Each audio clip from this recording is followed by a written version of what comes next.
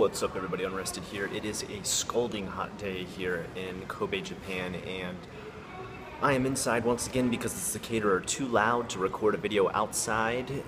And this is JFAQ, Japan's Frequently Asked Questions, the show I should have introduced at the very beginning of the video. I'm Unrested with the questions you requested. Today we're talking a bit about why does Japan want to change how they approach the military and wars. Now, unless you follow politics in Japan very closely, you may not know, Shinzo Abe, our PM, Prime Minister here in Japan, recently passed a bill changing how Japan can handle military situations. Now, politics get complex fast, and for the most part, I vaguely understand how this works. I don't have a full cognitive analysis of how the bill was passed, how it goes through, but from what I understand, and please correct me in the comments below with a simplistic layman's terms if you can, if I'm wrong, we can now assist America's military in some of their wars or conflicts, if you may, as well as defend in a more aggressive way parts of Japan that we believe are Japan. I should say that Japan believes is Japan, because I'm not really actually a Japanese citizen. I'm just a permanent resident, so I can't say we really, can I? So, why? Why is this happening? Why is this being changed to the bill? Well, if you didn't already know, the Self-Defense Force, the SDF as it's usually known, here in Japan, was the military set up after World War II finished. Japan signed a peace treaty that said pretty much they couldn't have a military, and if they did, it would only be a defense force, which pretty much means, like, unless someone literally comes onto Japan's land and starts attacking us here, we won't try to fight any sort of war. We won't actively go outside of Japan, seek out other countries, or invade other countries, or even decide to get into conflicts with other countries if we see something as being unright. So, for example, oftentimes America gets themselves into wars where they decide that one side is being unfair to the other side, and they try to be the world police and go over there and stop a conflict. Well, we can't do that. That Self-Defense Force is not supposed to be able to do that. They still can't do that as far as I know. But now we are able to assist in doing that, apparently. So if America does want to go over to another country and be like, we need to fight because they're stealing all the oil, they can be like, hey, Japan, you want to help? Japan can say, yes, it's okay. And America's pretty stoked on that. I think that's one of the main reasons that the bill was passed, why it was pushed through, was there was a lot of influence from America. Now, on top of that, you've got another situation going on right now with China. Unless you follow between China and Japan a lot as far as their constant conflicts and bickering with each other, and they're both being childish on both ends. China's being childish and Japan is being childish, and Korea sometimes throw themselves into this too, and they're being childish.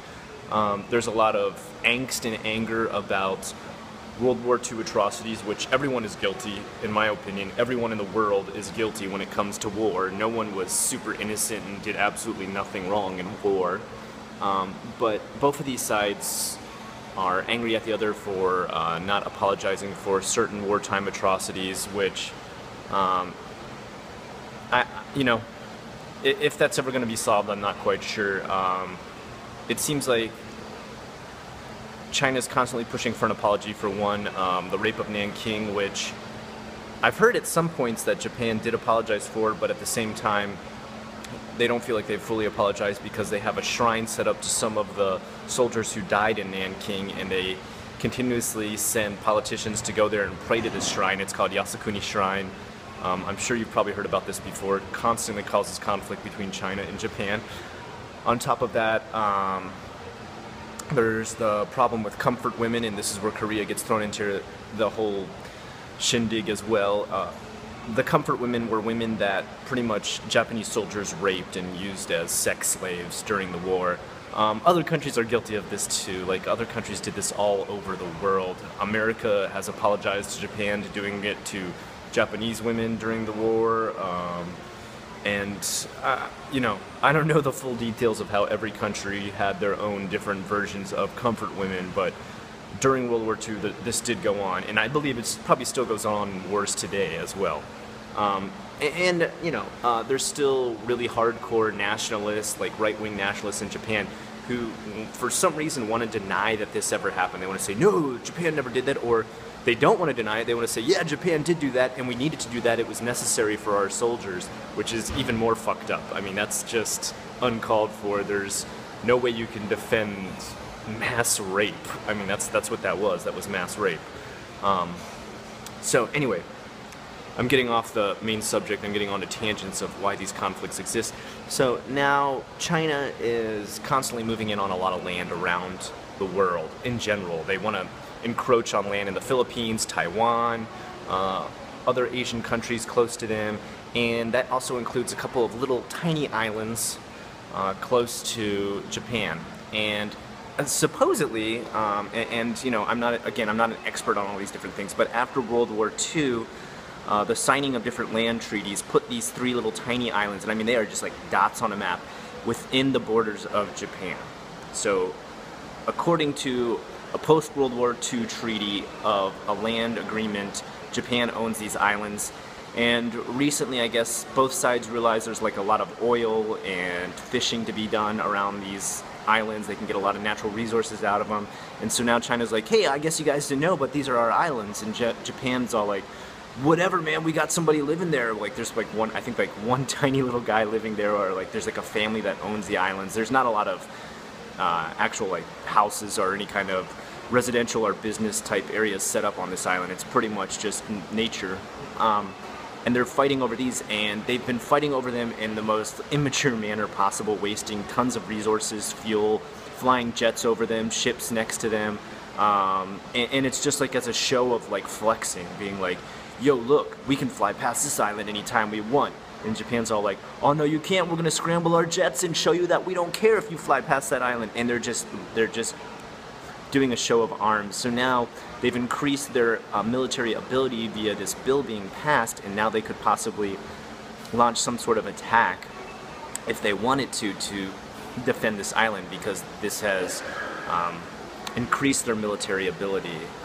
You know, I really hope it never comes to that, honestly. I think it is absolutely childish for both of these sides to be fighting over this island. I'm looking at this from an objective point of view.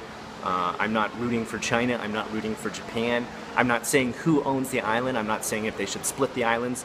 I'm just saying that what they should do is have a sit down with some sort of council that goes through historical records and look through each and every paper and have this sorted if it's really that important. Or they could stop being children over a tiny piece of land and come to some kind of agreement. I mean, it's just so pathetic. It's like finding any small thing to fight over. It reminds me of when my little kids both see a toy they want to play with at the same time, and instead of finding a toy that looks the same and just playing with a different version of the same toy, they just instead decide to fight over the same toy just for the sake of fighting. Anyway guys, that's a little bit of a rundown on the bill that was just passed. You might have seen a lot of actual protests in Japan over people being very angry that this bill is passed. For the most part, the Japanese people do not want to become a more aggressive or warfaring country. They do not want to go into wars. They do not want to help the American military. They're very much so against doing this. One man recently set himself on fire over a bridge to protest this, and I mean, there's been, you know, protests for a while now for this bill not to pass. You should have saw, I mean, it was the most expressive I've ever seen Japanese people be, that they did not want this bill to pass. A lot of people very unhappy with Shinzo Abe. His rating for his likes and dislikes have shot up, likes have gone down quite a bit. He's not really liked too much anymore, and probably not going to be able to continue on into his next term in office. Anyway, I hope I've explained that somewhat clearly. Until next time, I am Unrested with the questions you requested, and this is JFAQ Japan's Frequently Asked Questions. Have a good one.